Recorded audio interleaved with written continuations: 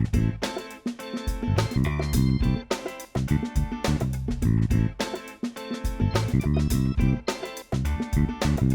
feel like I just broke Sydney. Hey guys, what is up? Welcome to episode 1 of the Just Sayin Sports Podcast. My name is Josh. I'm Sydney. And we are going to have a third host at some point, but he's crippled and can't make it. So we'll be getting to that next week, hopefully, if he's able to drive. Probably not. Probably not. We're going to be talking about 3 sports. It's kind of the 3 sports that we know the most about and the kinds we enjoy. So we lead off with the NFL. We'll go into the National Hockey League, the NHL, and then go into Major League Baseball with the MLB in segment 3. Also, I'm gonna make sure all the topics are down in the description and timestamps. So if you want to skip over a topic, because trust me, there's probably some you're not going to want to listen to, or you want to skip to a segment, you can click those times and go there and listen and enjoy the podcast. So we lead off with probably the biggest sports news of the last 2 months. Antonio Brown. Which is Antonio Brown, because why not? Yeah. So here's my issue. I don't have an issue, I guess. I have an issue. I have an issue with this behavior. Don't get me wrong. I think if you're a human being, you should have an issue with Antonio Brown's behavior at some point over the last 2 months. Absolutely. At some point. But I think what gets me about it is early on, like with being with the Raiders, let me put it this way. Early on, I said this to you when we were hanging out one day. Right. I don't blame him for not wanting to be on the Raiders. He got traded there. He probably didn't want to be at the Raiders because the Raiders front office has not made historically amazing decisions in the last 15 years. In the Antonio Brown trade, though, it was a very, very good decision. 3rd and a 5th round pick, if I'm not mistaken. 3rd and a 5th round pick for possibly the best wide receiver of the last 15 years of football.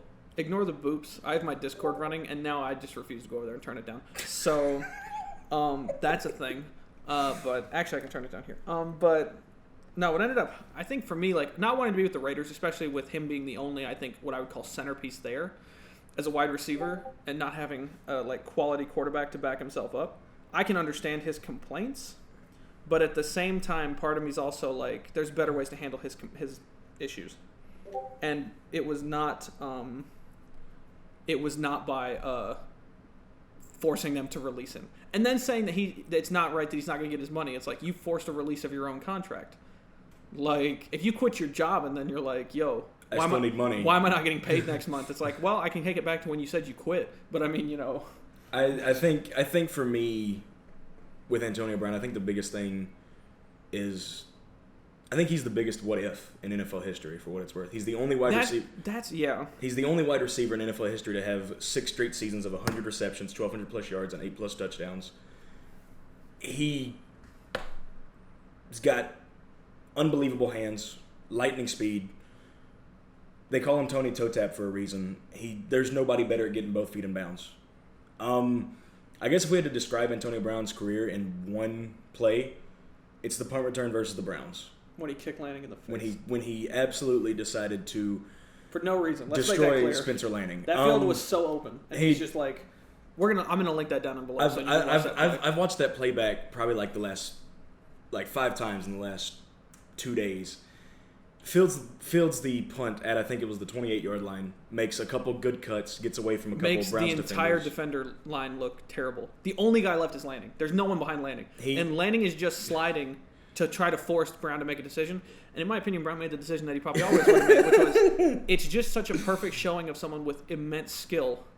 And yet he still can't get out of his own way. Yeah. And that's just like, I guess for me, the whole situation is so summed up in that play, because at some moment in that moment he was like, I can just get by him and score a touchdown. And it would have been a highlight reel touchdown for the season. Because on a punt return, let's be honest here, outside of college, you're not really expecting an over 80-yard return for a touchdown. Unless it's Dante Hall or Devin Hester. But for him, it's like he's just going to get a really good gain. He has a huge opportunity. Lanning is only sliding, like I said, to throw a block. Lanning is never going to tackle you. Lanning is never going to eat you alive defensively. Even with him being the last line of defense. He knew it was kind of just, for Lanning, it's a lose-lose situation, but he lost in a way I don't think even he expected, which is taking cleats to the mouth while sliding in a play where you're literally saying to the receiving player, like, I don't want to bother you. I'm required to do this by law. Just so we're heads up. Because it's like when it's in my contract that I have to stand in front of you. It's like when a QB slides. It's like what he's saying is, I'm not going any farther. Right. And when they still get demolished, you look at that defending player like, bro, chill. Like, it's the whole, and then now to say, you're never playing in the NFL again, it's like, we're past that. Like, your actions have said, because And to be fair, I'm not going to call the NFL owners group like these perfect people. They're definitely not. I mean, his actions just by himself have just shown that he doesn't want. He will not play in the His NFL off-field again. antics are terrible in their own right, and what he's been involved in and what he's been doing over the last couple weeks. But how he's acted, and I'm not saying the owners should have like some godlike power. I think we can all agree on that. The owners, at some points, do need to be put in their place. That's why the Players Association exists. That's why all those things exist. But to act how he does, and then when something doesn't go your way, come out and like torch the whole league and your teammates, and make them have to answer for your actions. It's like, why would you put him in a locker room? Like, it's the yards are great and all, but it's like, if we're gonna be miserable doing it, it's not good.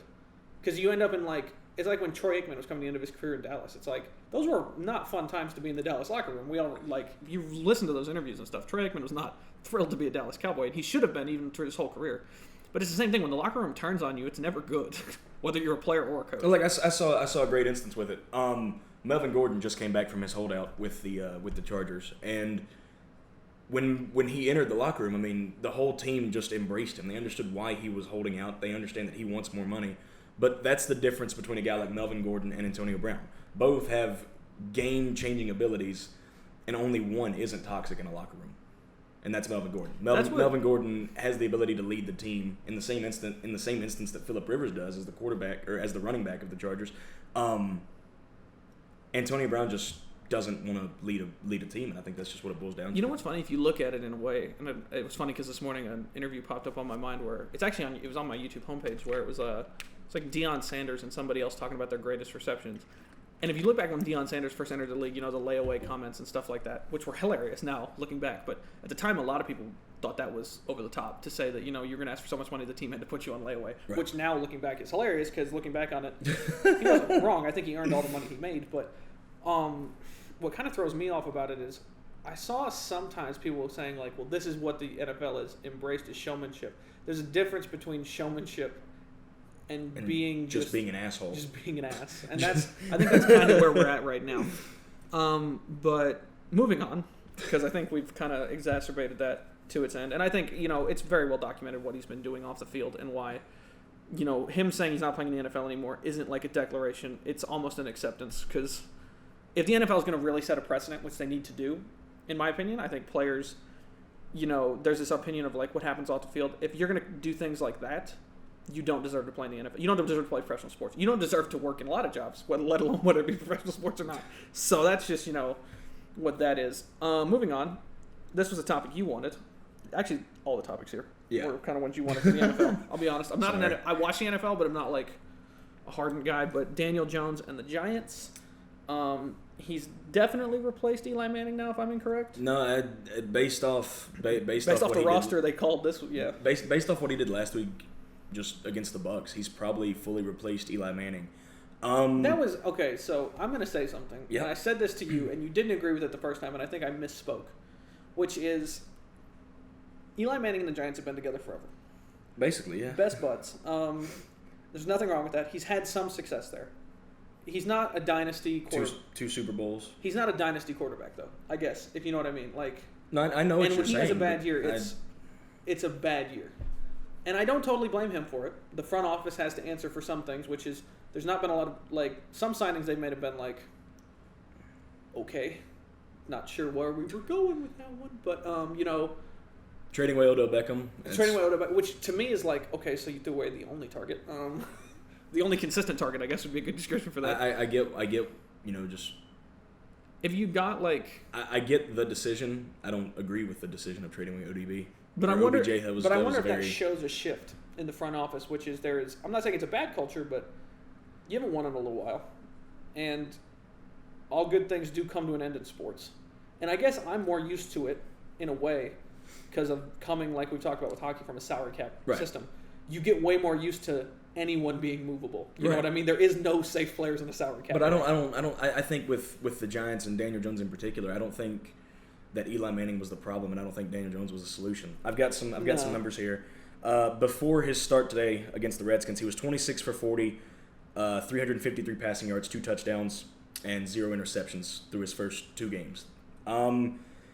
He's only averaging 4.7 air yards per attempt. His average depth of target is 9.6 yards.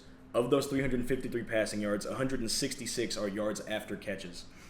He's got a bad throw percentage of 22.5%. There's only 6 quarterbacks who have all started a football game this year that have a worse throw percentage. Cam Newton, Mason Rudolph, Ryan Fitzpatrick, Josh Rosen, Nick Foles, and Trevor Siemian. Like to note that 2 of those are the Dolphins quarterbacks. 2 of those are Dolphins quarterbacks. God. I think, okay, so just taking that into consideration, the numbers aren't good. Then what you could say is this is attempting to inspire something out of Eli. Because what it makes me wonder is if off-field he's not acting... Not like saying acting bad, because trust me, someone else set the bar for that this year. I feel like that's the complete wrong way to inspire a guy that's gotten you to 2 Super Bowls. True, but I mean, like, so you look at, like, again, I'm gonna equate this to hockey because I have no other way to equate it. But so with goaltenders, because goaltenders in hockey I think are similar to a quarterback in that way. You usually have 2, and you're rotating them sometimes. If you've got a game, no offense, against the Dolphins, and you want to get some guys some practice, and it's not gonna kill you. Where else are you going to start him? But the issue you have is if somebody gets comfortable and they start having bad games, or they're not displaying the skill set you think your team requires to be in the modern game, because the NFL has always quarterbacks always have this weird like shifting system. I think it's what makes Dak Prescott probably one of the best QBs this year. Is not only, and it was explained in last week's game, one of the game I watched because he's my QB in fantasy and I need to keep up with that boy. With Dak Prescott was he can lace it distance. But also, if he's got to run it, he's built like a wide receiver. Let's be honest here. If Eli Manning is not throwing the ball, Eli Manning is not going to rush it himself. You know what I mean? Let's be dead honest with ourselves here. He is not a carrier of the ball. And he's also not an on-the-ground guy. And there's nothing wrong with that. But if you're facing a lot of, younger taller defenses that can get up or can cover that distance, that lack of a backup skill is not great. Because you end up in situations where it's like, if they're just going to sack the hell out of him. Yeah, but I mean, in that situation, I would put it more towards the front office of trying to get him a better offensive line. Like I said, I don't think Eli was at all the problem. No, and again, I wonder if it's also to say, I think trying to say that this is the way of inspiring Eli, I don't think that's exactly the right way to do it. We saw the Bills do it. I think it was 2 or 3 years ago in their playoff run. They benched Tyrod Taylor to start Nathan Peterman. And I believe it was against the Chargers. Peterman in that first half, I think he went 4 for 11 with 37 yards passing and 5 interceptions. He completed more passes to the other team than he did to his own team. I guess if you're going to try to inspire somebody, that's not the right way to do it. And I wonder again if it's, I don't know, because again, it's just like, but the Giants world has been a weird world to live in. When you look at that team and how they handle players, it's a bizarre. It's not as like, again, you go back to like the Dallas Cowboys. Jim Jones is a pretty what's his name? Jerry Jones. Jerry Jones. I'm sorry. Jim Jones was a cult leader in the 70s and 80s. Some would say there's a slight relation there. Only kidding. I'm only kidding. Jerry Jones, he's a very cut and dry owner. And his front office, the Dallas Cowboys front office has always been pretty cut and dry with people. And in a way, the Giants, I would call the opposite of that. They're very much so about the front office business is not. It's not that it's not public, but it's definitely not front page news when the Giants do something because either one, it's kind of off the table, or two, it's just kind of like this has been one of the biggest things ever that a Manning was pulled off of a starting staff. You know what I mean? Like, and again, I don't think that was the right decision. I mean, they could change it. Again, we're early. I mean, it's week 4, right? So, yeah, I mean, like, I saw a great stat. In all of Eli Manning's starts, he's never led an 18-point comeback after halftime. Daniel Jones already has one. It's a funny stat, but I think in my instance, I think with what we're talking about, I think it sums it up perfectly. Resilience, almost. What? Just resilience in a QB. Yeah. Not really with that. Just. Daniel Jones, I don't think he's the answer. I really don't. He is a good QB. Of all the QBs on the market, though, it's like you could trade and do. If you're looking to replace or change the atmosphere, Daniel Jones is just not that super impact guy. I don't think so. No. Yeah. Okay, moving on from a team that's on and off to a team that's off. The Dolphins, who in my notes I've listed as king losers, because. Okay, so again, I was watching the Cowboys game last week, mm-hmm. and they were playing the Dolphins, mm-hmm. and Rosen was QB for the Dolphins.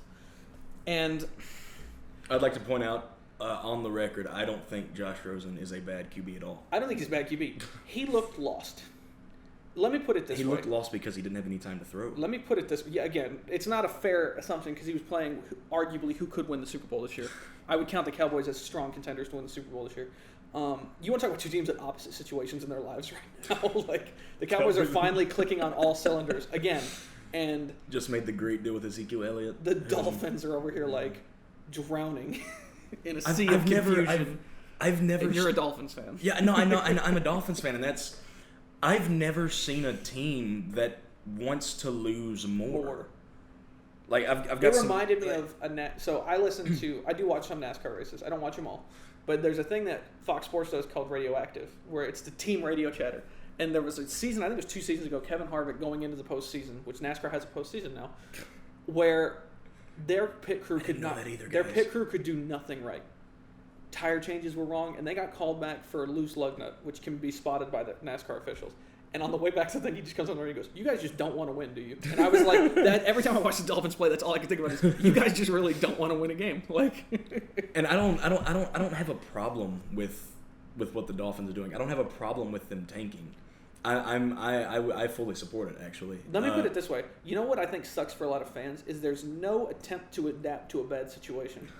They will throw the same play every time and watch it get swatted down or watch it get intercepted and then come back the next possession and be like, let's do it again. Let's go. Like, maybe. I think what it's just like, to me, it seems like what they're trying to say is maybe they won't call our bluff this time. They don't think I'm doing that. But Rosen I think it was third quarter of that game. You guys had your final, I guess you could call it a possession of a football game where you made 2 completions and then just got annihilated because the Cowboys once again figured it out.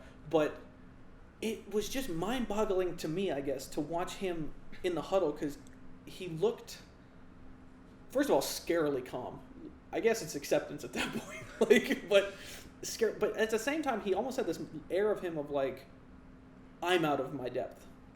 Like, in a way, like, I'm not saying, again, you're not saying he's a bad QB. But to be starting against the Cowboys was, I don't think something this year he expected in his, you know what I mean? Like, it's just a wild. I fully think he expected to be the starter this year, to be starting this year at some point. When you're backing up a guy like Ryan Fitzpatrick, I would like to point out, I love Ryan Fitzpatrick. I think he's great. Didn't he request a trade? No, that was Minka Fitzpatrick, who is now currently with the Steelers. At least I got the last name right. I like Ryan Fitzpatrick. I don't think he's a great QB, but I think he's a great meme of a QB, kind of like Nathan Peterman. Or Carson Wentz. Ow, my ankle. I fully think that Josh Rosen knew he was going to be starting at some point this year, and I think that's just I think that's why he was so calm. He come to the realization that, hey, it's my train now, and I've just got to be the conductor of it, and whatever happens is what happens. I don't think I'm in any danger of losing my starting job to Ryan Fitzpatrick or whoever the third string QB is for the Dolphins. Keep talking. I'll be right back. I think the guy went to Michigan. I don't even know. He probably didn't. Side note. Rest in peace, Jim Harbaugh. Yeah, because that was rough.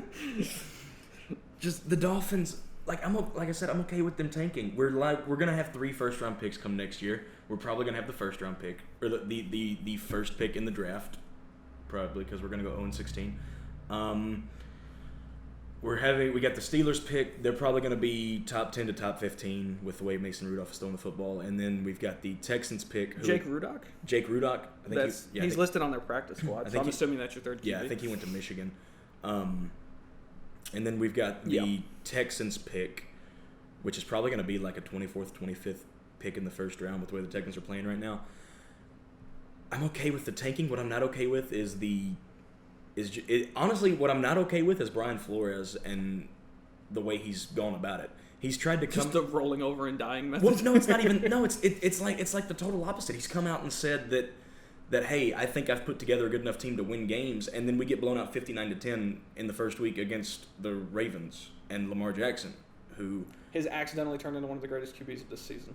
I mean, I don't say accidentally, but I mean like. Well, not even that. We're 3 weeks in, and his showing against the Chiefs last week was not very formidable. They just toughed it out. Is almost the best way to describe it.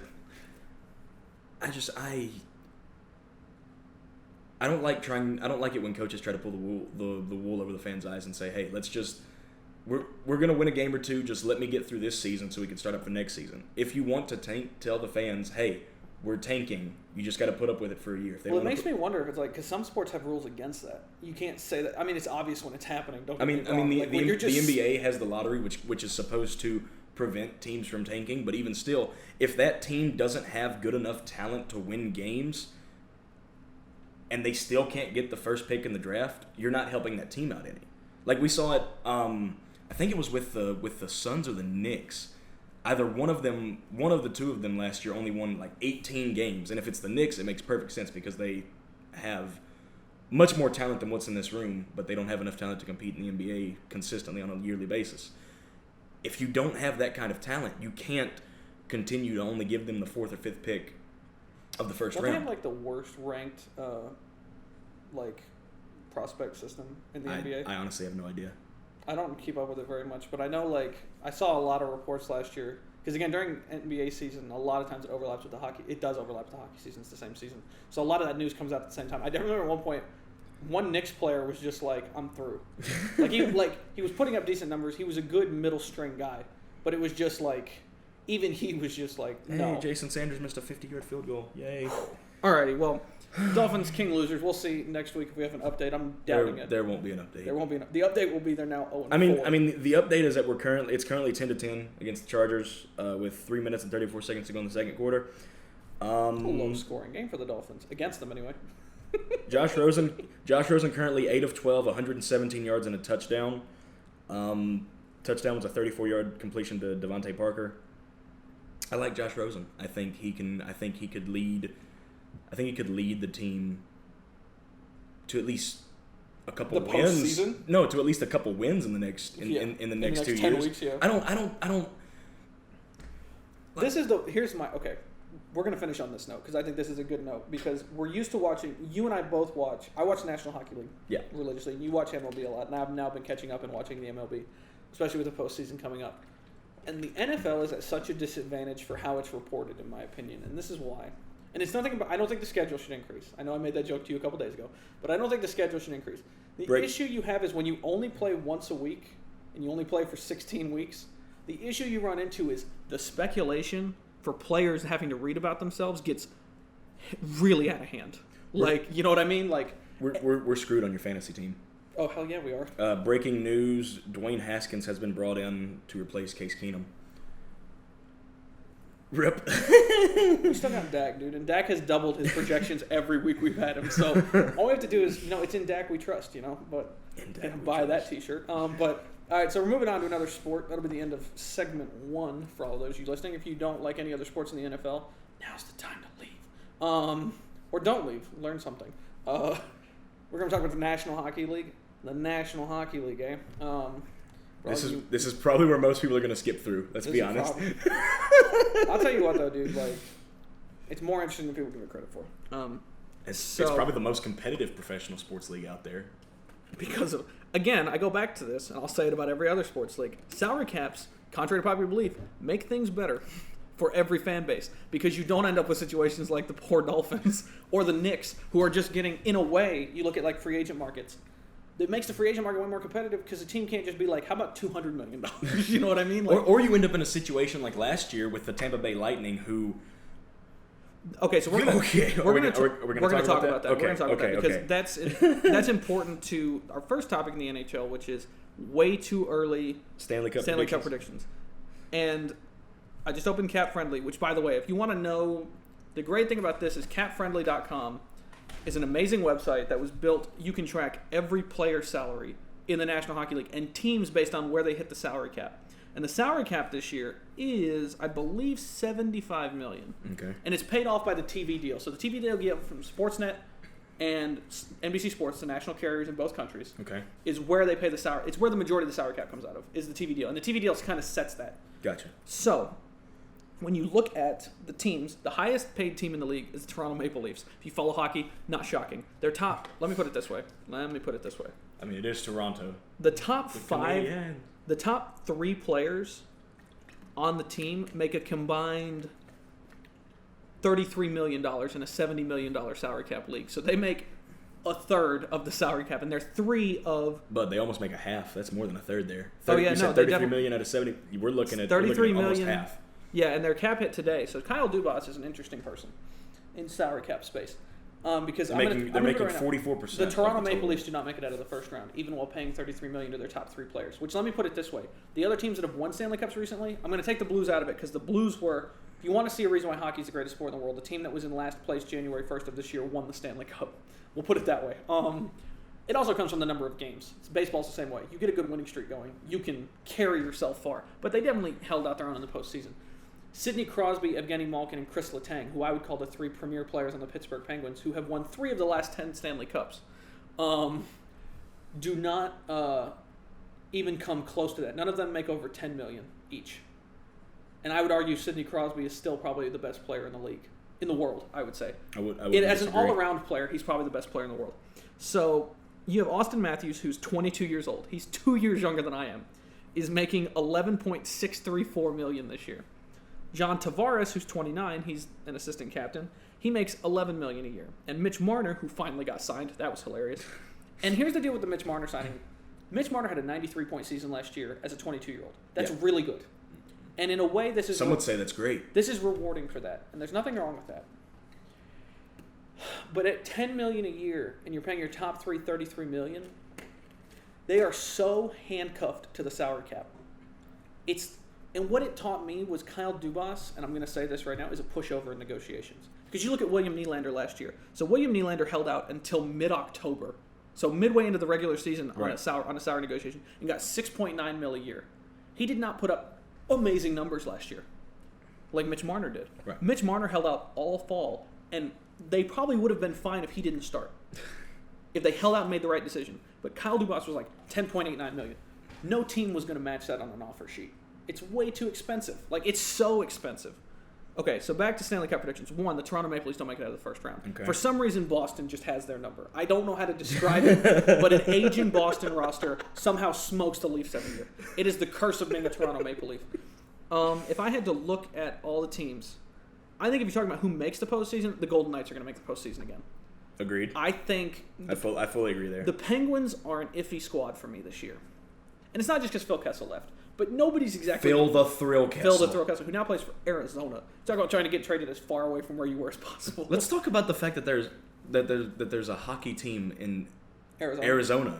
Well, there's hockey teams in LA. Well, it's funny to There's me. a reason... Okay, so quick history lesson. There is a reason that... Just think it's funny how the National Hockey League survived in the Sun Belt, whether it be from LA to Tampa Bay and Florida. Right. Okay, so Florida has 2 hockey teams. One of which has won a Stanley Cup, one of which has been to a Stanley Cup final. When you look at those 2 teams, what you end up with looking at is the trade. And the trade happened in 89, 90, I think. And it was Wayne Gretzky was traded to the Los Angeles Kings from the Edmonton Oilers. And the big reason was Peter Pocklington, the owner of the Edmonton Oilers, made a bunch of investments. They didn't work out. And back then, the owners directly paid the salaries. The league didn't give a damn what the owners did. Right. This was like pre-decent players union. So... didn't matter. When he got into trouble, he was like, well, I'm going to trade. That's why you get the argument that I always make, that if Wayne Gretzky can be traded from a Stanley Cup winning team, anybody can be traded in this world. Because you're talking about a player who would go on to put 2,800 points in his career, or if he had never scored a goal in the National Hockey League, he would still be number 1 in points overall. Because he has 1,983 assists. So...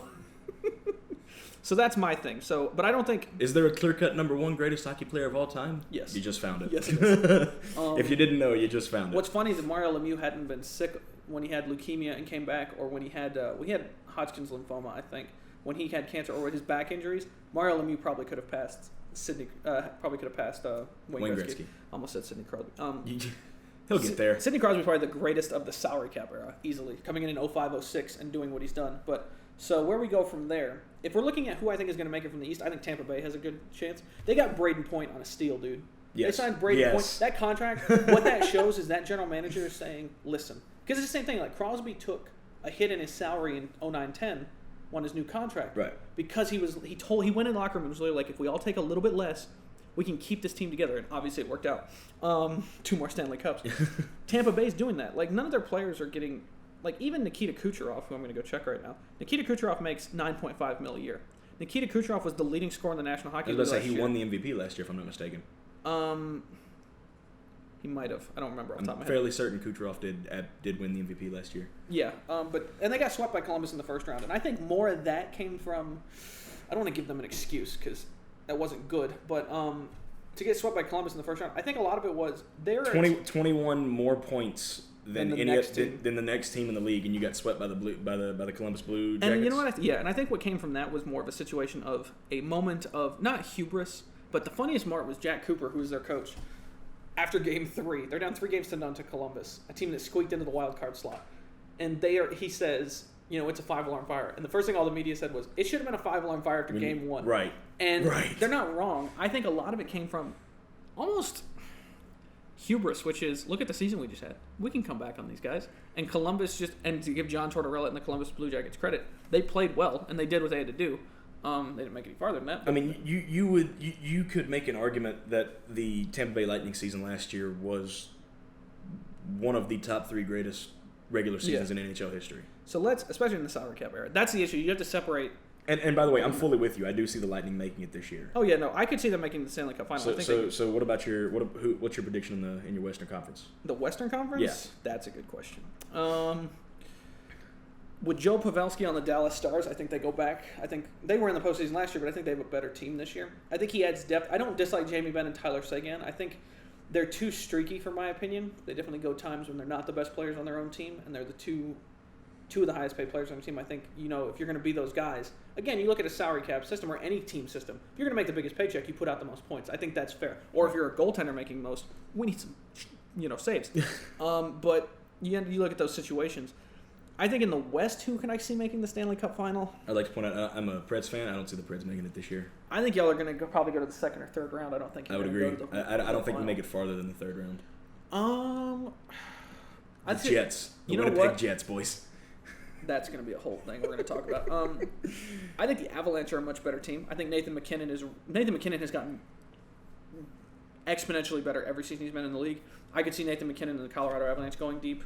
I think, out of my West, I think I had the San Jose Sharks. The Sharks are a good choice. I think the Sharks. Now they lost Joe Pavelski and they kept Joe Thornton, and I don't agree with the keeping Joe Thornton. Jumbo Joe is one of the greatest players of all time. He's a hilarious guy. He's a great player. Isn't he like 44? I think so, but he has 1,500 points, I think. Yeah. He's like Jumbo Joe Thornton. He's, I think, 11th or 12th all time in points. So, I mean, he's a great player, but it's just it's like when people were signing Jaromir Jagr at the end of his NHL career. It's like, I get the appeal, but it's not productive in the long run. But it might work out for him. But my Stanley Cup final would probably be the Vegas Golden Knights and the Tampa Bay Lightning, and I picked that last year, and they both got Well, so here's my issue with the Golden Knights. The Golden Knights had a moment in the postseason last year against San Jose where they were up 4-0. Right. And a player was ejected, and a 5-minute penalty was assessed. The penalty was probably not correctly assessed. That's fine. Here's my issue. You don't get to bitch when a 5-minute power play went by. A 5-minute power play that your opponents killed earlier in the game, and you give up 4 goals to let overtime happen and then lose in overtime. Right. In my opinion, a much greater collapse happened than a bad call. That's just my opinion in hockey. It was we can assess that in the same instance we could assess, let's say, the Steve Bartman incident.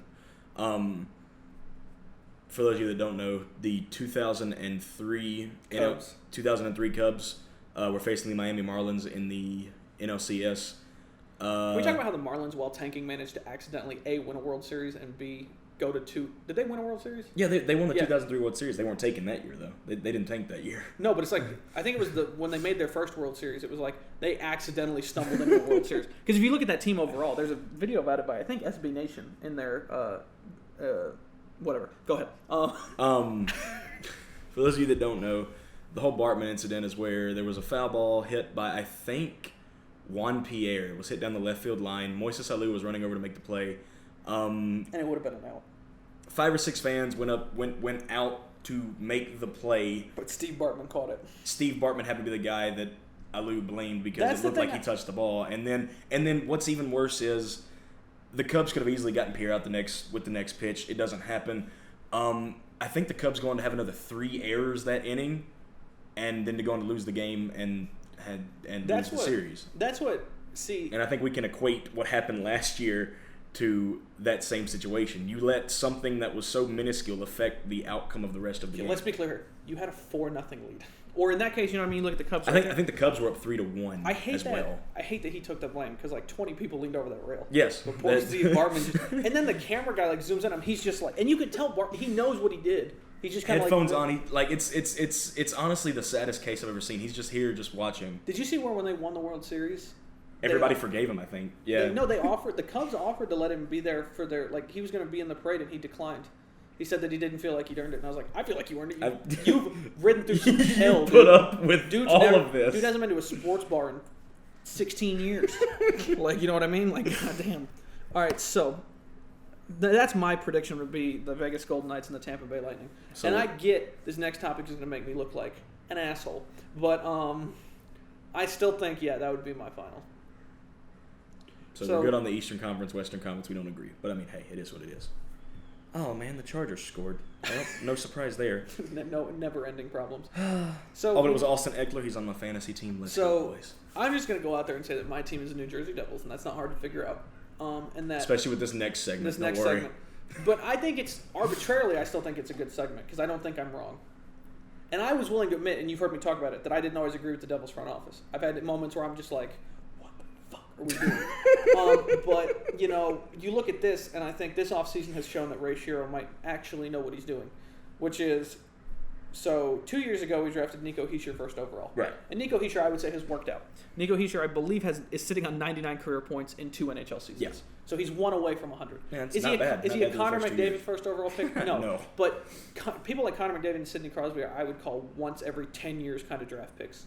Where it's just like, Nico Hischier was definitely scripted to be a number 1 overall pick. The season he put in with the Halifax Mooseheads was pretty wild. Welcome to minor league hockey names, by the way. The Erie Otters is another good one. But, so, we get the first overall pick this year. We won the lottery again, which is wild. So we win the lottery and we get we draft. Paul, all minor league team names are so weird. Because with baseball, you get the Frisco Rough Riders. Dude, dude. The Birmingham Biscuits. There's a good one for you. Can I just say that as a Cards fan, the fact that my AAA team is named the Redbirds, I'm so happy it's like a normal name. Yeah. You know what I mean? Like it's related at least. It's not like. Or you could be like the AA, the AA affiliate of the San Francisco Giants. But you could be the San Jose Giants, and then, no, that's the single A affiliate. I apologize. Even still, that's okay because I think AA is the Richmond Flying Squirrels. Well done. Well done. There's a team that plays in North Carolina that's called the Intimidators, and they're literally named after Dale Earnhardt Sr. Like, their jerseys and color scheme are from his GM Goodwrench car. And it's like, it's kind of cool, but at the same time, like, all right. So the Devils... Shout out to North Kakalaki. The Devils in this offseason have added Jack Hughes, first overall draft pick. Yes. Who is going to be... People were like, "Oh, well, he's going to be, he might be a draft bust." I think he's going to be a stud. I think we're going to be fine. I think last year, or I think this. Let me put it this way: not last year, this preseason. I think just this preseason alone. Good. But if you look at so we just take his U.S. So he played for the U.S. National Development Team, which is technically a minor league team, but it's actually the national team. He set the new record for points by a player with I believe it's 228. Yeah. Or 220 something, and the next closest was like 186. I think with Jack Hughes, we're looking at a legitimate star in the making. Maybe I wouldn't say the next Sidney Crosby just because it's too early to call. I don't think he's going to be. He's not going to be the number 1 center. Nico Hischier's got that. And here's the thing. And you're going to see. Here's the thing. Here's the issue you're going to see. What you have in hockey is these people who are like, you have your number 1 line, your number 2 line, your number 3 line. The line numbers mean nothing. It's who you work best with. And Nico Hischier, Taylor Hall, and Kyle Palmieri arguably are one of the better lines in hockey, in my opinion. They're not top tier, but. Taylor Hall got a Hart Trophy and 97 points in that run. You know what I mean? The year we made the Stanley Cup playoffs again, which then we were not in the playoffs the next year, which is fine because it got us the first overall pick. But additions in the offseason were Jack Hughes. We got Nikita Gusev on a RFA signing from the Vegas Golden Knights and signed him to, I think, like... Thank you, Cap Friendly. I'm going to link Cap Friendly down below. I just feel like I owe it to him at this point. Nikita Gusev, we signed him for $4.5 million. He was probably, aside from Jack Hughes, the best player not in the National Hockey League last year. The numbers he put up in Russia were like stupid good, and he's a passer by priority. He does not look to, you know what I mean? He's not a shooter. Yeah. And the passes he was like, okay, so we played a game against the Rangers. He's not Kobe Bryant. He's Ricky Rubio. Yeah, the passes the sauce on this kid, the saucer passes were like, dude, it looked like if there was a mini game of football going on. It's like perfect spirals, like sometimes you'll see a puck hit a stick and it kind of bounces a little bit. Yes. His just stick, like they just stick to the other guy's stick. It's like a magnet. He's got the touch. So we've got him, Jack Hughes. We added who else did we add that was really good? We added Wayne Simmons on a free agent signing, and Wayne Simmons is just one of those grit and grind guys. It's something we definitely didn't have last year. We had guys who would fight, but not like Wayne Simmons would fight. And we signed him for $5 million, which is a bargain deal on a player that's as much experience as he has. You re-signed Connor Carrick too. We re-signed Connor Carrick, which I was fine. I like Connor Carrick. We've re-signed Pavel Zacha, which I'm happy with. That's a great fourth line center. He was a first round pick, and I understand people are going to say that's a waste, but he's gotten much more consistent. He spent some time in Binghamton last year, our minor league team. And I feel like for once, the lesson finally stuck. He's playing better. So now, to top it all off, and to tell the Predators that, too bad. For a fourth-line defenseman, a second-round pick, and a prospect who has never played an NHL game, we got PK Subban on his current $9 million a year contract. So our defensive core is now PK Subban, Andy Green, who's our captain, Sammy Vatanen from the Ducks, who we got for Adam Henrique, Will Butcher, who's turned into one of the best young defensemen in the league. Yeah, I'm going to butcher you. You keep putting the bad name on the Preds. Okay, the big question mark for the Devils that's going to sit is Corey Schneider. Can Corey Schneider rebound from a bad year? He was injury-prone last year. It happens. But this preseason, he blocked 100 of 106 shots faced. So things are looking up. When we look at that number, I mean, goodness gracious, we are looking and it's the preseason. 94% save rate. Now, it's the preseason, so we can argue teams aren't playing as hard as they would. Same as preseason with but baseball. But we also did not play a lot of our mainline defensemen together. Right. So it was a lot of – because you're trying to figure out your roster. So I think the Devils, in my opinion, the best offseason. Now we get on to a team that is having one of the most bizarre off seasons I've ever had in my entire life since following hockey, the Winnipeg Jets. This is the second iteration of the Winnipeg Jets because the first one's closed. And they are now the Arizona Coyotes, actually, if you're curious. That's where they got moved to. Which actually was no fault of the fans. You know how sometimes teams get moved because it's bad sales? Mm-hmm. The Winnipeg Jets sold out that arena every year when they were there. The owners made bad decisions. And that makes it even worse for fans. Because it's one thing if you just didn't support your club. It's a whole other thing when you were selling out the arena and you still couldn't keep them. Right. But it also didn't help. The salaries at that time, especially without the salary cap, were getting absurd. So we have the Jets. And the Jets signed both of their free agents, which changes things a little bit for this conversation, but not really. So we go up here to the top. We have the Winnipeg Jets actually have one of the lowest salary cap hits in the league right now, but that's because they have suspended Dustin Byfuglien without pay, and that is because he is contemplating his future in the National Hockey League, which most people believe he's going to retire. A lot of it has to do with he's had some concussion issues recently. He's an older player. He won with the Blackhawks. A lot of people, I think, are saying, his paycheck is huge. He's 34 years old, and you see a lot of contact sports guys now saying, is it worth playing till I can't remember my name? You know what I mean? And I totally get that, especially in games like this, where especially now with CTE being much more understood than it used to be, which it needs to be. We should have never dropped Marcus Mariota. We shouldn't have dropped Mariota. 14 for 19, 189, 3 touchdowns. And we picked up Keenum, who now is no longer playing in the game. That was my fault. I'm sorry. But I mean, okay, so side rant. Keenum definitely looked like he was about to have a breakout week, and then it's just wow, dude, way to go. All right, so back to what we're talking about. Yeah. So they signed Kyle Connor and Patrick Laine. Right. No, I thought he was on line B. That's part of the problem. So they signed Patrick Laine first. And it should be noted that in this whole situation, Patrick Laine ended up throwing some stones from across the Atlantic from his home Finland, where he said, if I was on any other team, I would be playing with the top guys. That's unquestionable. Pretty questionable. Very questionable. Well, because he's a defensive liability. Right. I mean, the guy is not a two-way forward, which there's nothing wrong with that. But you can't claim to be I guess the guy. His draft class was Austin Matthews as well, and I think Mitch Marner was drafted in that class as well. So what you end up with is this weird situation where he's I'm as good as those guys. Arguably, you're not.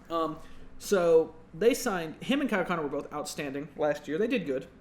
The issue is Laine is very streaky. He can go 20 games without a goal, and then he'll score 25 in the next 15. It's just his nature. He's an optional winger, left or right wing, and he's 21 years old. They signed him last Thursday, I believe, to a $6.75 million deal for 2 years. And I was thinking, okay, they're going to play short game with their free agents to kind of try and see where they're going to be in a couple years, which is not a bad way to play it. And I thought that until they signed Kyle Connor to a $7.14 million deal for 7 years, which tells me, and this is my educated opinion, which I'm not that good, but I'd like to think I understand hockey pretty well. Patrick Laine's days in Winnipeg are numbered. He's going to be dealt. That's a dealable contract for a player of that caliber. That's a movable contract. It's not a Connor McDavid $12.5 million a year. By the way, Connor McDavid is the highest paid player in the league because he's not movable. And the Edmonton Oilers would be dumb to move him. They did it once before. But you look at, and what's crazy is this. So if you look at St. Louis, and this is where the conspiracy theory I was telling you about Sunday night comes from. Yes. Or Wednesday night comes from. In St. Louis, they just won a Stanley Cup. Right. And the idea would be continued success. Mm-hmm. So they traded and signed Justin Falk from the Carolina Hurricanes, who's a very good defenseman, to a $6.5 million a year deal for 7 years. Their current captain and a defenseman, Alex Pietrangelo, makes $6.5 million a year, but this is the last year on his contract. 6.5 and 6.75 are pocket change close. We'll call it that. $250,000 is not big one way or the other on a contract. Especially a sports contract. Especially a sports contract. So here's what we're looking at here. My crazy plan, even though they're in division with each other, and I'll let that hang in the air, that they're in division with each other, if you needed to get rid of him, and you needed to get something you didn't have, which was a defensive-minded player who can shoot the puck, and you could get a player for 1 year who could change the culture of your club, why would you not pick up Alex Pietrangelo in a 1-for-1? And I get that my team has a sordid history with 1-for-1s because Edmonton fans will probably still tear up at the thought of the trade is 1-for-1 and we got Taylor Hall for Adam Larson. But can I just say that day was also the day that Shea Weber was traded for PK Subban from Montreal. That day was wild. In 32 minutes, Steven Stamkos signed an 8-year extension. Taylor Hall and Adam Larson were traded 1-for-1, and Shea Weber and PK Subban were traded 1-for-1. Maybe one of the wildest moments of the last 10 years in sports. Because I remember going out to tell my mom that we had gotten Taylor Hall, to see my phone pop up and say that PK Subban had been dealt by the Montreal Canadiens, which I thought would never happen. But I could see a 1-for-1. I mean, looking back at it now, they probably never would. But it was a good deal because it was what Montreal needed. Montreal was too offensively oriented. Carey Price was getting left out to dry a lot, and there's nothing wrong with that. But I think Carey Price was probably like, guys, I'm seeing 50 shots tonight. Can we? Because PK Subban's an offensive defense. If we can just get it down to 45 a night, I'd be okay. But 50 a night, that 40-night save, I'm like, ugh. But, so the Patrick Laine thing, I could see a 1-for-1 deal with St. Louis for Alex Pietrangelo. There are other guys they could trade for, but I think he fits in well with the culture that St. Louis is creating. You look at your Ryan O'Reilly, who won the Conn Smythe this year, but I think he could fit in well, and I could see him going there. So, yeah, that's my conspiracy theory done with for the day. But also, random aside, and this came out yesterday, and I didn't add it to the notes, but Sidney Crosby played with the Rimouski Oceanic in the Quebec Major Junior Hockey League. Bless you. And the QMJHL. And he only played there for 2 years, but he was probably already at that point, people knew, like, who he was. Right. His number in the Quebec Major Junior Hockey League will be given the Gretzky treatment. No one in the Quebec Major Junior Hockey League will wear 87 ever again. It's being retired at the end of this season, which is kind of cool. I don't see it happening in the National Hockey League because I don't see it ever happening again, honestly. But because if it was going to happen for anybody other than Wayne Gretzky, it also helps that Wayne Gretzky's number was pretty unique. 99 is not a nowadays we would say it's not a common number, but I can't imagine a whole lot of kids in 75 were being like number 99. You know what I mean? Like I don't think that was coming up a lot. So we're going to move on to the MLB now because I just totally wasted 20 minutes of your time. But I think it was worth it. Fun fact, Aaron Judge wears number 99 in honor of Wayne Gretzky. I'm only kidding. That's not a fact. I have no idea. I have no idea. I actually thought that for a second. I was like, why did he pick that number? Like, what an arbitrary number. Like you brouut up Wayne Gretzky's 99 and my first thought was Aaron Judge. And if the opinion of yourself is you're going to be like Wayne Gretzky, baseball's not the sport to do it in. Let me put it that way. Okay, so we're into the MLB now. And the postseason is upon us, finally. Let's be honest here. I don't want to be rude about baseball, but nothing is interesting until after the All-Star break. See, that's where we're going to differ, man. I'm partially joking, but let's be honest. You look at sometimes the runs teams go on, and you're like, because at the All-Star break, people are like, no way my team makes it. If you looked at the cards at the All-Star break, I would have been like, if we make it to a wild card, I'll be thrilled. I look at the Cards now and still say you shouldn't have made it. Shouldn't have made it. I mean. I think you and Mac are salty because the Cubs have just... Okay, let's be honest with you. You guys didn't, crash out. Y'all were never a consistent team this year. Who is y'all? The Giants? The Giants. Okay. What fries me about the Cubs is, and I guess I'm not saying fries because, trust me, I'm happy we're not facing them in the postseason because we don't have a good record against them of late. But what blows my mind is just... If you want to talk about an implosion of a championship-quality team, that's an implosion. These last 4 weeks have been... every opportunity we gave them, we lost, 3 games in a row. Well, they lost 4 games in a row, so it made it work out. You know what I mean? So right now with the postseason in the American League, we have all the teams set in both leagues. In the American League, it's just seeding that's going to change. You've got the Yankees, the Twins, the Astros, the A's, and the Rays. The only 2 teams that are fighting over a wild card spot right now, or are fighting over who's going to get the home game in the wild card game, are the A's and the Rays. With the National League, you have the Braves, the Dodgers, the Nationals, the Cardinals, and the Brewers. The only team that is for sure set in stone with the wild card is the Nationals. They can't get up out of where they are. No, the Nationals have the first wild card spot right now. The Central Division between the Cardinals and the Brewers is still being decided. Because that's the Central Division every year. If I'm not mistaken, the Cardinals currently have a 1-game lead over the Brewers. Cardinals lost to the Cubs last night, I think 8-6. Brewers lost to the Rockies, I think 10-6. No, the Rockies walked away. That was 2 days because ago. Rockies I remember 3-2. Because it said that the batter helped the Cards out because he walked them off. Right. But so right now we're 90-71. And the Milwaukee Brewers are 89-72. Yeah, so we have a 1-game lead. And you finish with the Cubs. The Brewers finish with the Rockies.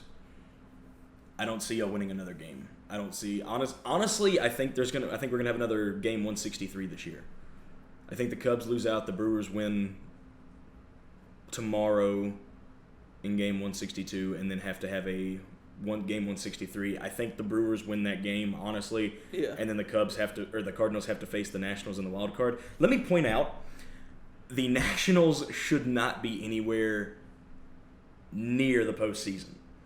Statistically speaking, they have the worst bullpen in all of baseball, and it's not even close. It is. It's not. Yeah. You're it's not wrong. the Mets. Look at the Mets. But if you look at their differential, their run differential. Yeah. I'm saying, here's what you have, though, is you have a team that somehow has the post-Bryce Harper era, which most people thought was going to see, a graphical, Everest cliff of runs. I think, and I'm probably going to get shot for this, I think that... let's not, let's calm down. No, and you'll see. I think that Juan Soto is, without a doubt, a better replacement than Bryce Harper, just in his first 2 years. You got Harper's stat. Could you pull up Bryce Harper's stats for this year? I can try. Bryce Harper's B WAR is batter WAR, and if you don't know what WAR is wins above replacement. I think his WAR for this year was 3.3. I don't even think it was that high. I don't know if I can bring up his. Go to baseballreference.com. Okay, I'm just looking at the MLB.com. Gotcha. So 2019 stats, he had 568 at-bats. Yep. He had 98 runs, 147 hits, 35 home runs, 114 RBI. Batting average of 273? 259. 259. His on-base percentage was 372. Slugging percentage? OPS was 883. OPS was 883, so... Okay, I mean, that's not... Those aren't... Those are quality starter numbers. Those are absolutely quality starter numbers. Are those $330 million numbers? Absolutely not. Because when we look at somebody like Mike Trout, who has currently led all of baseball in the last 3 years in OPS, who's making $430 million for the next Harper's slugging 47 years. Harper's slugging percentage was 5.11. 5.11. Yeah. All right, now pull up Juan Soto's numbers. I know we're getting off topic with the postseason. No, but this also goes into another topic we were going to talk about anyway, which is the spending big versus the reward. Which, of late, for some reason, which it used to look always good in baseball, if you were you paid a guy, but of late has shown a consistent thing of you give a guy a huge contract, the reward does not pay off. So you're looking at unless it's Mike Trout. Unless it's Mike. Well, you say that, but the Angels are not in the postseason and have not had good runs. But who else other than Shohei Ohtani? Who else do the Angels have on their roster? I'm not disagreeing with that, but what I'm saying is they've got Cole Calhoun. But when you put a huge roster together, and it goes back to so they talked about this with the Connor Carrick, the Kyle Connor, and the Patrick Laine situation in a roster. The whole point of a sports team is it's a pie of the total rosters, the total salary you're going to pay out to all your players. And the idea would be, in an ideal world, is it's equally divided among people at certain tiers of the team. Right. But what you're seeing a shift to in these last couple of years is a Bryce Harper or a Manny Mike Trout Machado situation. or Mike Trout, yeah. Where one guy is making like 25% of the pie, and these other 40 dudes have got to split up this other, percent. And I think there are times when it's like, yeah, he was hitting great, but these other guys, I don't feel like they feel the motivation. They're like, well, he's supposed to save us, right? That's why you signed him. That's how he's touted in the media, is he could pitch if he had to. You know what I mean? Like, that's how Mike Trout is kind of pitched. And I don't disagree that he's a savior for them, but I do disagree a lot of times that he's this, I think he's definitely probably the best player of the last 20 years. I think you could argue that as far as his all-around skill goes. Of the last 20 years? Maybe not 20. How about this? I would go 10. How about 10? I would go 10. We'll go 10. I grabbed 20 because 20 in sports is always a good bracket, but you're right. Because the early 2000s was a wonder.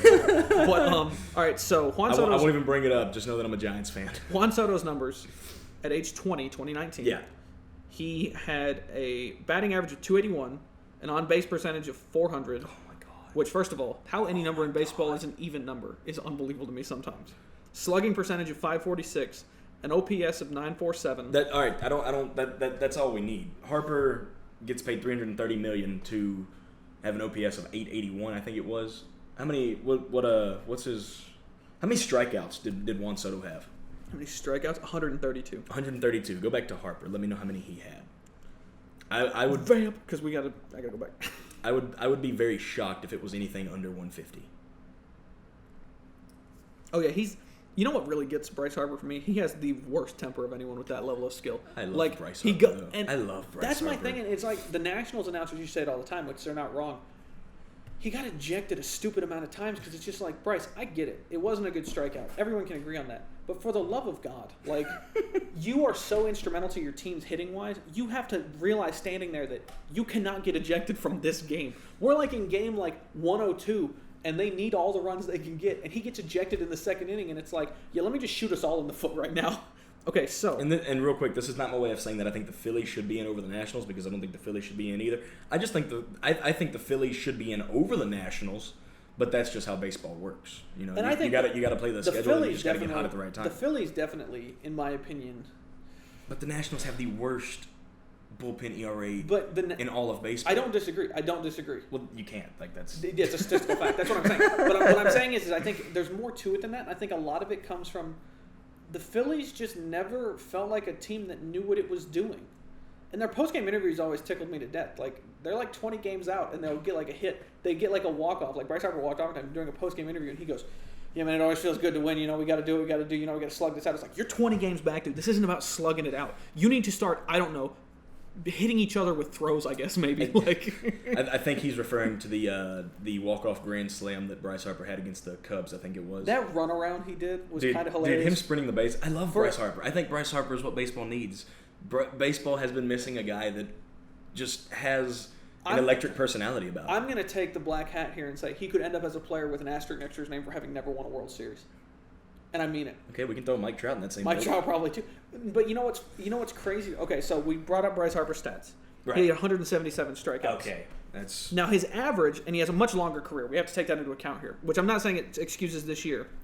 But his it absolutely does excuse it. It absolutely doesn't excuse it. Yeah, his 162 game average, if you take his whole career and average it out, is 151. Okay. So, and the other guys, Juan Soto's 162 game average is 141. So they're actually, if you take it overall, they're much closer than you would think. But Juan Soto's rookie year was last year. Yeah, he was 19. Go back and look at Mike Trout's full rookie year, not the season which he got 20 or 25 games in. Go back and look at his full rookie year. And I think it goes back to especially you look at pitching staffs at minor league versus major league level, even in AAA. There's an exponential skills gap that happens, and it's just you know what I mean? It's just the pitchers you're facing in the majors are usually. You're going to face a rookie starter every now and then, but honestly, you're facing the best pitchers. You talk about the teams in the world. You talk about teams you have to beat, teams that are going to make the postseason. You look at the Yankees. You look at this year the Cards. I'm going to put in that perspective because pitching wise, we've been much better this year. Pitching wise, this was an exceptional year for us versus last year. You look at Dakota Hudson, you look at Jack Flaherty, those kind of things. I really hope my computer just stop recording audio. Might have to go check that here in a minute and edit this out. But I think you look at the Astros as well, who in their starting rotation. Justin Verlander, Garrett Cole, Zach Greinke. Didn't he just get his 3,000th strikeout? like last night. Who? Verlander? Verlander. I don't know. I have no idea. Look, go ahead. But I think so you think the Cards shouldn't have?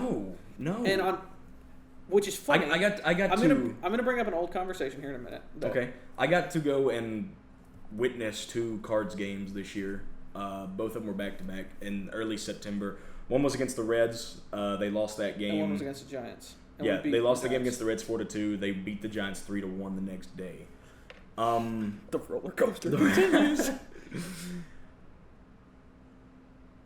Verlander has 3,006 strikeouts in his career. Through what, like 12 seasons or 13? 15 years. 15. So 2005 to 2019. Sorry. I don't trust me. At the beginning of this season, I didn't have postseason in mind. I had maybe screw up the wild card race for other people kind of in mind, which is it's kind of a fun place to be anyway. We're gonna play gatekeeper as opposed. We're gonna play gatekeeper. We're not gonna play division winner. We're gonna play gatekeeper. And me personally, at times I think that's more fun than getting into the postseason at all, because you let a team with no chance stop you from making it. Right, like you have that on your record. Oh, you just got beat.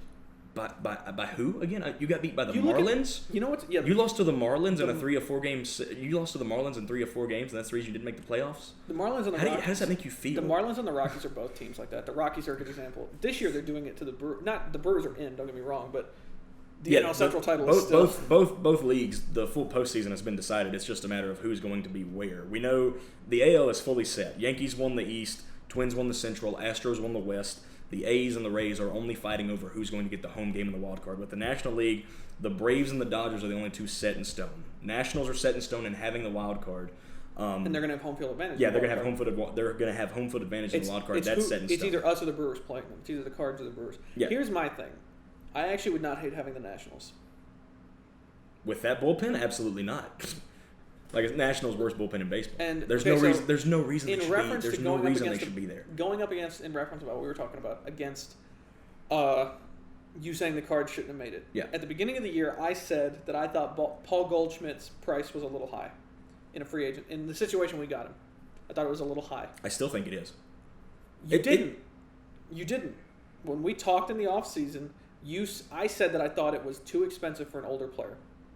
And you said, you're out of your mind. That's the best signing you could have made. That's what I still think it was the best signing you could have made. But you just told me you don't think we should make it. Or not that you shouldn't make it. You just told me you're like, what you said at the beginning of the season was, it was the greatest signing we could have made. And now you're like, it was. You just agreed with me a second ago that it wasn't. No, I misheard you. That's my fault. What I'm saying, just because the Cards... And I'm not saying he's the savior, but he's definitely had some key moments this season. Fun fact: it took him, I think, 140 games into the season to get his first ever RBI, or to get his first ever RBI at Wrigley Field as a Cardinal. But we've never played well at each other's home arenas. They don't play well at Busch Stadium.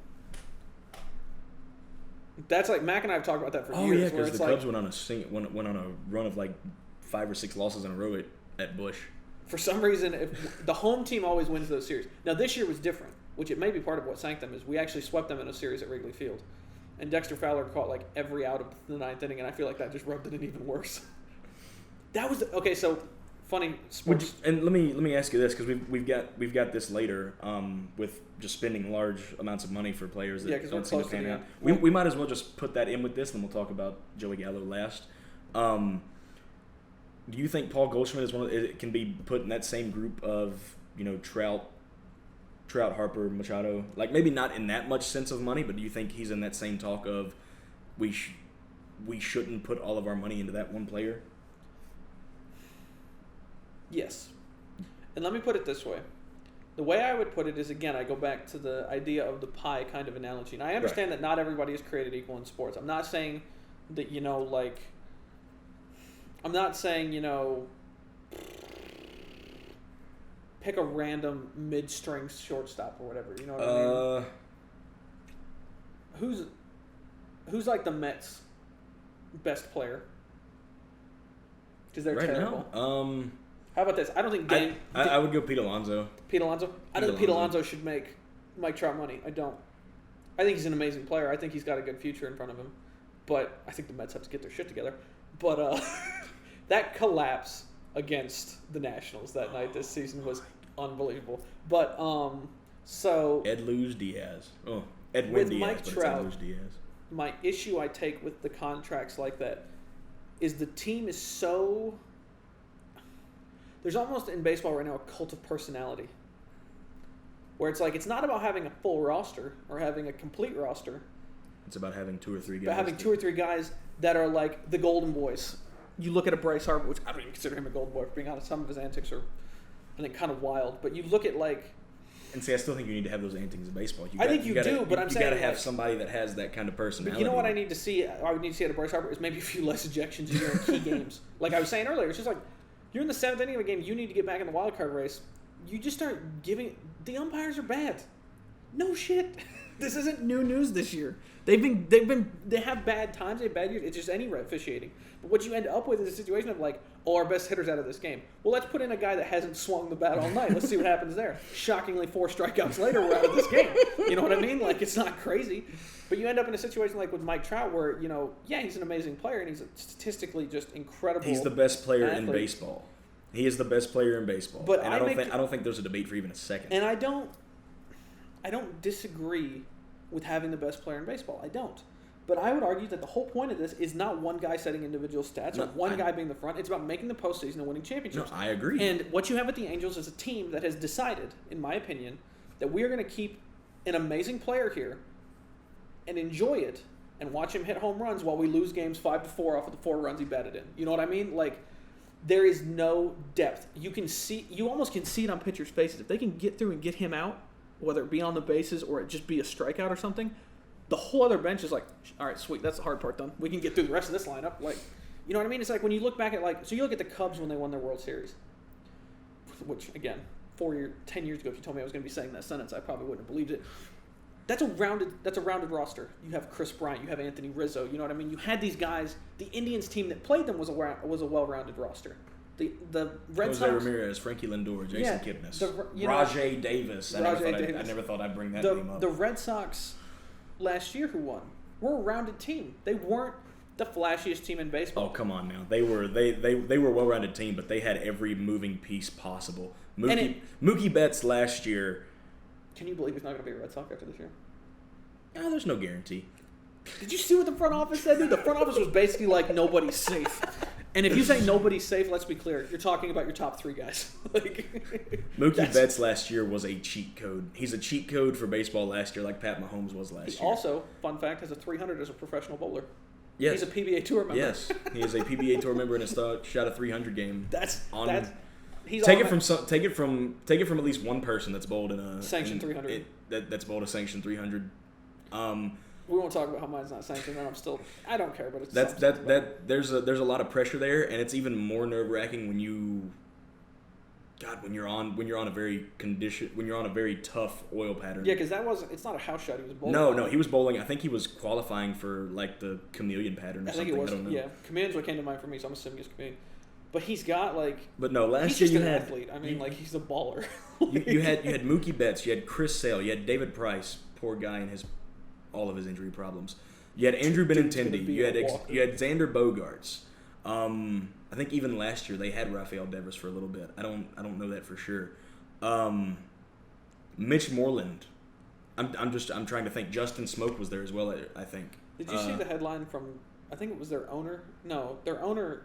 No, yeah, they fired. Did they fire their president or their general manager? They fired their GM. The GM.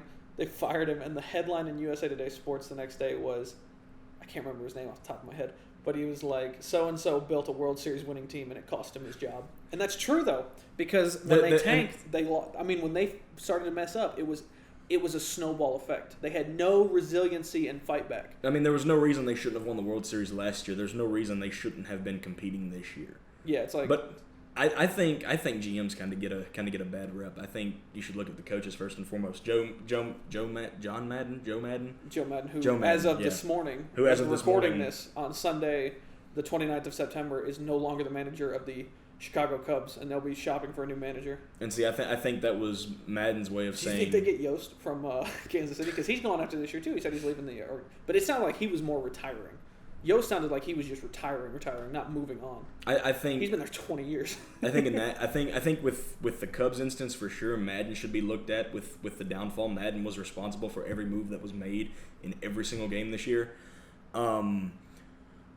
With that though, I think that was Madden's way of just saying, "Hey, I've got to come out and say this because if I don't, they're going to fire me tomorrow, and I don't want to get fired."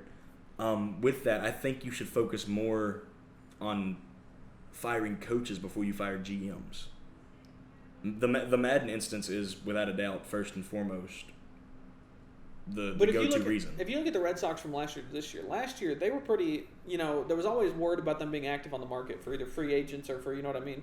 This year, their front office was exceedingly quiet through the whole year. You know what I mean? Like, even when it was starting to see a little bit like the ship was kind of rocking in the waves, there was no motion like, we're going to make some player changes. Or you know what I mean? And I'm not saying player changes are always required in life, but I'm saying like there was never an attempt to say, this is an action that could right the ship. Because there were players who were definitely available and on the market. I don't think that's wild. And nobody would be dumb enough to say we're not going to deal with the Red Sox. Because even their worst trimmings for some teams would have been a huge upgrade. But for somebody like the Giants. For somebody like the Giants. But you look at it and it's just like, it made me wonder if for the ownership group what you saw was a general manager who set in his ways almost is the way I would put it. You won a championship last year, but repeat championships in any sport are pretty rare these days. You don't see these dynasties anymore. Like even Tom Brady's Super Bowls, if you look at him, like there's times when he's won, back to back, but they're actually at times decently spread out. There were times when he didn't win. He won in 2001, or I think it was 2000, 2001, and 2003, and then I think he's won like the last. He won 6 years, or he won like 5 years ago, 3 years ago, and then last year, somewhere close to that. I'm gonna look real quick. There was like a 7 or 8 year span in which he's won 6 Super Bowls. He won 36, which I believe was 2001. Let me see. I'm just gonna look at his career statistics. Playoffs. He won in 2001, 3, and 4. I guess. Gotcha. Maybe they didn't make this. No, that's wait. Hold up. Super Bowls. My bad. Super Bowls. 2001. They won 2001, 2003, 2004. 2004. They won in 2016 and 20. God, a 12-year span. Wow. Yeah, 2014 was the next year they won, so it was a 10-year span. My bad. 10-year span. And then 2014 they won, 2016 they won, and then they didn't win in 2017. That was the year of Philadelphia, and then they won in 2018. I say the year of Philadelphia. It's the only team of theirs that won. Big Dick Nick Foles, boys. That was a great. Poor guy. You know what's funny Poor is guy. He's rehabbing down in Jacksonville somewhere. That was just a good game though. Like I mean, the Eagles just did everything right. Like I just have no other word for it. So how long? We'll end this on a bombshell. And I'm going to be dead honest with you. This will be the last thing we say, and we're going to make it a very brief conversation because we've been going for an hour and 5 minutes, I believe, or an hour and 10 minutes. We got to talk about Joey Gallo. We'll talk about Joey Gallo next week. No, we're talking about Joey Gallo this week. We'll talk about Joey Gallo next week. We're talking about Joey Gallo this week. No, because we're going to talk about offensive numbers next week. I have a topic for next week where we're going to talk about offensive numbers. We're talking about Joey Gallo this week. Don't let him lie to you. This is going to fade to black right after I say this. How long do you give Tom Brady? Oh, another 5 years. Okay. Another 5 years. He'll be 47 that season. Another 5 years. I don't give him another 5 years. I think the Patriots, and it's not like, hey, Patriot, no. I'm not that invested. No, and like this is a Dolphins fan saying this. I think he's got another 5 years. I think he got signed to a 1 year. Don't get creepy. No. I think he got signed to what was it, like a 1 year, $28.3 million deal? Haha, 28-3. I love the memes. I mean, Sidney Crosby's contract right now is $8.787787 million. So trust me, the meme contracts are out there. He also has no performance bonuses in his contract, shockingly, because I think they know. Hey, if we do performance bonuses, we're paying Sidney Crosby. Points? Yeah, no shit. Yeah, we're paying him $25 million a year. He's for the performance oldest bonuses. quarterback to win a Super Bowl at age 41. I think Brady has another 5 years. It doesn't even have to be with New England. There's going to be some team, God forbid it be the Dolphins. Have they drafted a QB? Yeah, because the last time y'all signed like an outgoing ancient player, who was that? Ryan Fitzpatrick, because he's 36. No, it wasn't Ryan. Y'all signed a guy. It wasn't Dan Marino, I don't think. No, it wasn't Dan Marino. You guys signed. This was in the 90s. You guys got a player for his last year in the league. It was a guy that's like huge in the history of the NFL. I'm trying to fucking think of his name. But you signed him, and his last game, you guys got stopped. Like, I mean, he threw like 9 interceptions in the first half. Like, it was bad, dude. It was bad. Let me see. But no, I think Tom Brady has at least another 2 or 3 years with the Patriots. I think honestly, they've got a very good shot of winning the Super Bowl again this year. Even if he doesn't get re-signed by the Patriots next year, regardless of what happens this year, he's going to go somewhere else and he's going to perform. He's not going to perform at the level that he's performing at now because I'm going to puke, but Bill Belichick is probably the greatest coach in the history of the NFL. Oh, that makes me so mad to say. But I would go out on a limb and say out of the 32 NFL teams, at least 25 of them would take a 44-year-old Tom Brady over Josh Rosen. Shout out to this has been a really bad podcast for the Miami Dolphins. Not to throw them under the bus or anything. Oh, it's like what's it at right? I think it's like 24 to. Oh no, it's 17-10.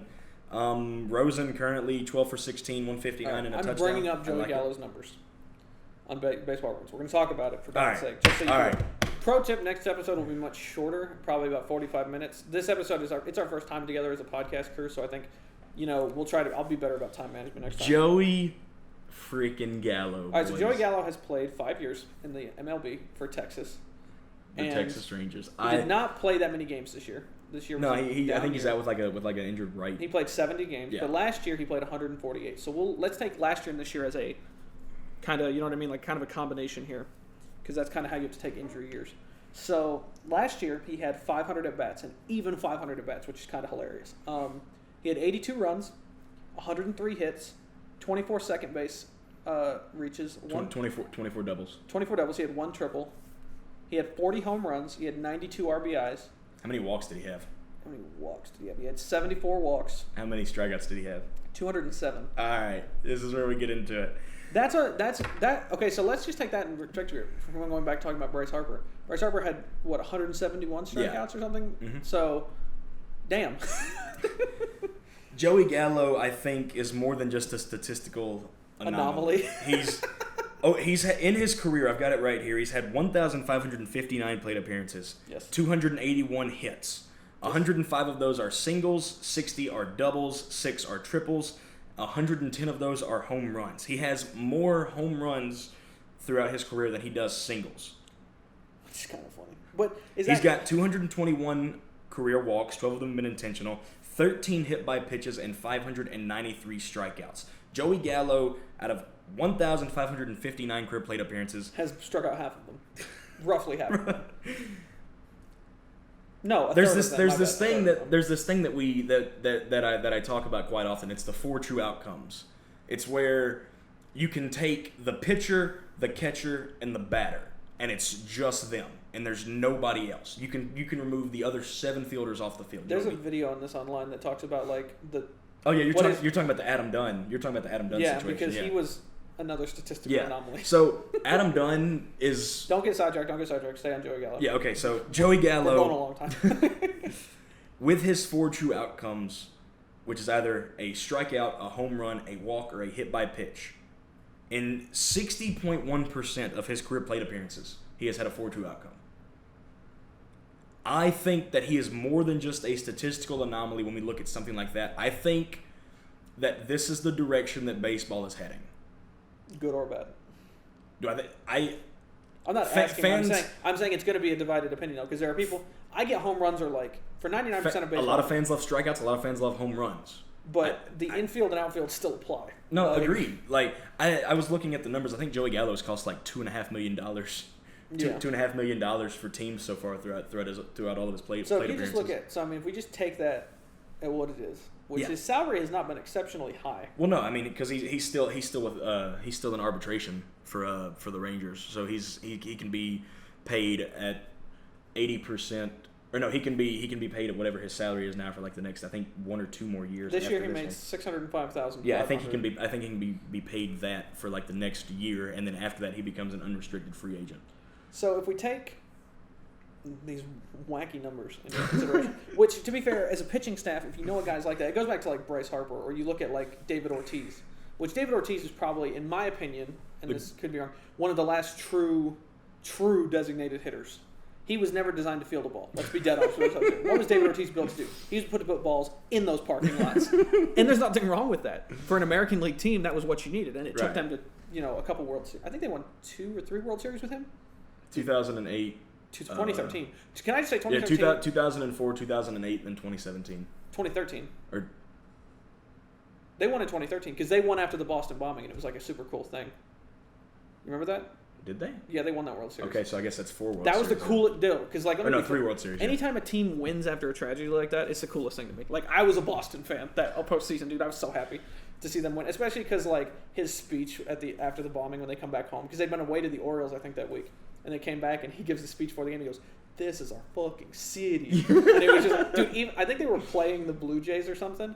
And the Blue Jays players were like, they were so excited to hear him say that. Like they were just like, David Ortiz, what a guy, man. I'm glad to hear he's better after he almost got shot. Because after of he did case get of shot. mistaken identity. Apparently, he looks just like the drug dealer they were trying to whack or something. I don't remember the full. Some would say that's a coincidence. Someone says, I think it is a coincidence. I think you can get shot accidentally.